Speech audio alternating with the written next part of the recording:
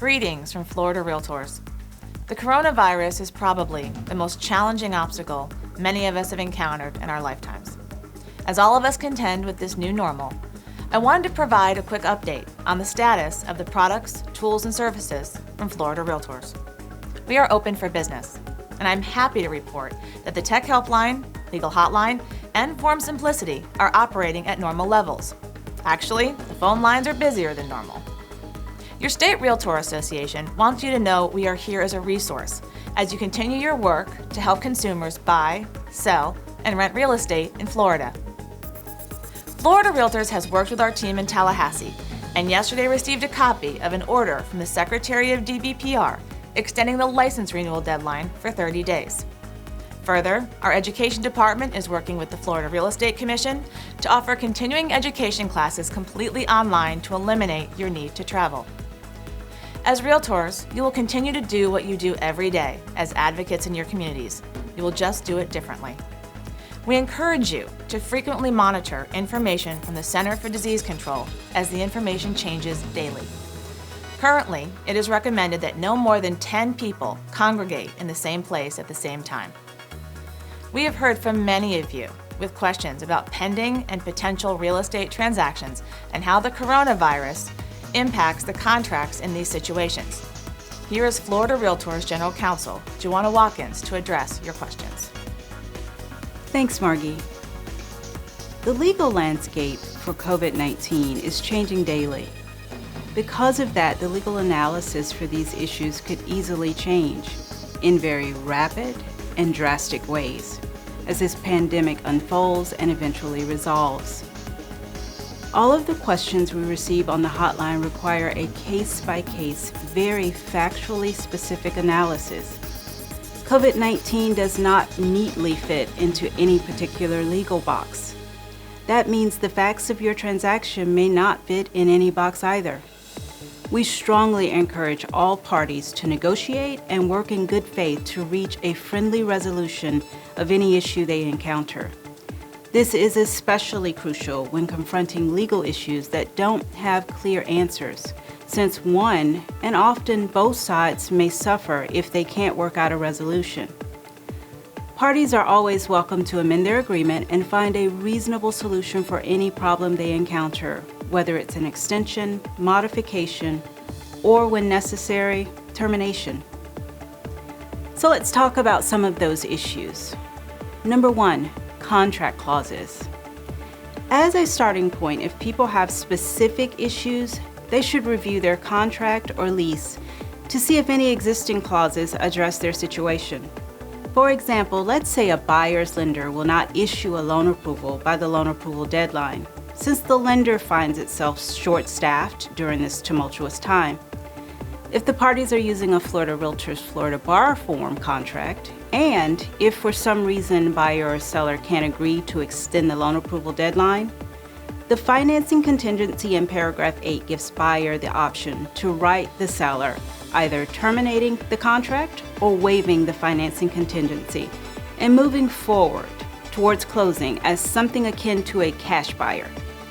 If the seller is unwilling to offer an extension to the loan approval deadline, the buyer should make one of these two choices: timely terminate the contract or waive the financing contingency. While that example deals with the financing contingency, the parties may experience COVID-19 related difficulties with inspections, appraisals, closings, and other contractual obligations if service providers for obligations are personally or professionally also impacted by COVID-19. Number two, property access issues. We are also getting questions regarding property access. Some tenants are barring the door to landlords who want to show the property or conduct inspections or repairs. Some owners aren't comfortable hosting open houses or allowing showings. While virtual tours and other compromises may help alleviate some of this distress, what are the rules? When it comes to tenants, the Florida Residential Landlord-Tenant Act provides that the tenant shall not unreasonably withhold access when the landlord wants to show the property, make certain repairs, or inspect the premises. Would the coronavirus be an acceptable reason to deny access? This is ultimately a question for the courts to determine. But if a tenant can point to a specific order or recommendation from a local, state, or federal government agency, such as orders related to social distancing or quarantine, the tenant's arguments will become much stronger. When it comes to the seller, they likely owe access to both the listing brokerage company and the buyer. The listing agreement obligates a seller to provide broker with keys to the property and make the property available for broker to show during reasonable times. Similarly, the seller is obligated to the buyer under the Florida Realtors Florida Bar contract to, upon reasonable notice, provide utility service and access to the property for appraisals and inspections, including a walkthrough prior to closing. Would coronavirus be a legitimate reason to deny access here? Now we found the center of most of our calls. Many people want to know when an otherwise clear obligation, like making the property available for showings, inspections, and appraisals, can be overridden by a more pressing concern like the current pandemic. Number 3, non-performance. This brings us to the third category of calls, non-performance of contractual obligations. People often use the words force majeure to describe situations where obligations may be temporarily waived. This is one possible legal doctrine to consider, although other legal theories, like impossibility and frustration of purpose, could also come into play. These legal theories present more questions than answers. In other words, these theories don't create a list of acceptable versus unacceptable excuses to avoid performance. Instead, they prompt someone to tell their story. Why exactly was a party unable to do something they were otherwise obligated to do? What specific circumstances prevented them from following through? One thing these legal theories have in common is that they tend to be narrowly construed by the courts. In other words, the party's answer to the question why they can't perform needs to be a very compelling one. If someone is merely inconvenienced or it's undesirable, that probably won't be enough. When it comes to force majeure, there are subtle differences in clauses from one contract to another. So the starting point is to carefully read every word. The Florida Realtors Florida Bar force majeure clause will provide for an extension up to 7 days after the force majeure doesn't prevent performance. Although if the force majeure event continues for 30 days beyond the closing date, either party can terminate the contract. When it comes to COVID-19, many of the listed events can be ruled out.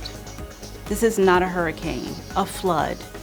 This is not extreme weather, an earthquake, fire, war, insurrection, or other acts of terrorism. That leaves parties with just 2 events under the Florida Realtors Florida Bar force majeure clause: acts of God or unusual transportation delays.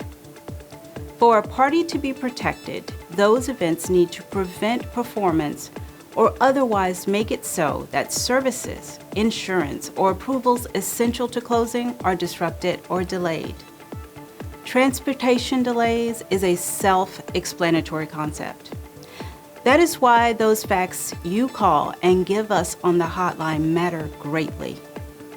While I am not saying force majeure will never apply, we have yet to hear a set of facts that would likely meet the legal threshold.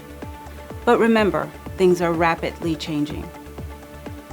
What we can say is that the party who is trying to avoid liability should do everything in his or her power to perform.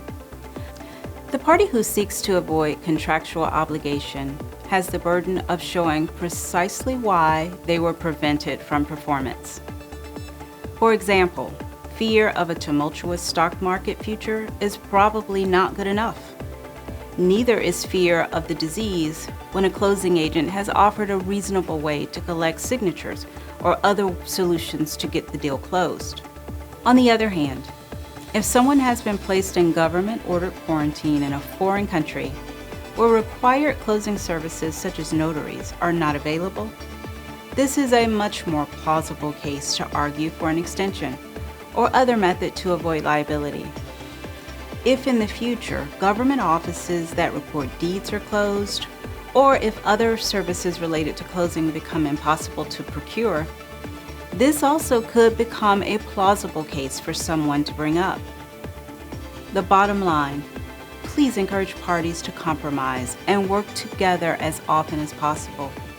If they are unable to compromise, encourage them to seek legal counsel before attempting to avoid an obligation. While we are all having to make tough decisions as a result of this fast-moving threat, Florida Realtors is standing with its members, volunteer leaders, industry partners, and other stakeholders led by our President Barry Grooms and the entire leadership team. We will continue to share information and resources about COVID-19 with you through a variety of channels and resources provided by your state association. On behalf of Florida Realtors, we wish you health and wellness.